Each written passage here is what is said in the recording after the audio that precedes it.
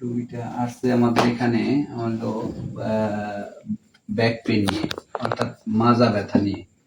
মাজা ব্যথা নিয়ে এসে উনি বললো যে আমার ব্যথাটা পায়ে যায় না, কিন্তু সবসময় মাজাই থাকে।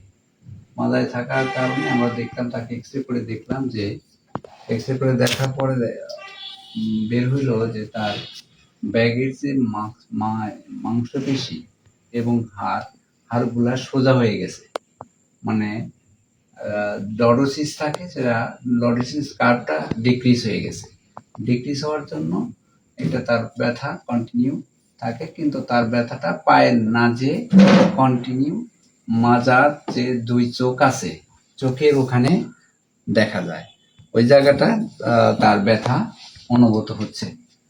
তো এই কারণে আমরা তাকে অ্যাসেসমেন্ট করে দেখলাম যে তার চোখের ওখানে ব্যথা, এবং তাকে আমরা অ্যাসেসমেন্ট করে দেখলাম যে তার পাইরিফর্মিস মাসেলটাও সেখানে টান লাগে ডান পাশে, এবং তাকে আমরা এসএলআর টেস্ট করেও দেখলাম যে তার কোমরে একটা জায়গায় ব্যথা, সেটা হলো ওই মাজার চোখের ওখানে তার ব্যথা। এসএলআর টেস্ট করেও আমরা এটা দেখলাম। তো পরবর্তীতে আমরা অ্যাসেসমেন্ট শেষ করে তাকে চিকিৎসা দিলাম যে আপনি কোমরের ব্যাক এক্সটেনশন এক্সারসাইজ করবেন।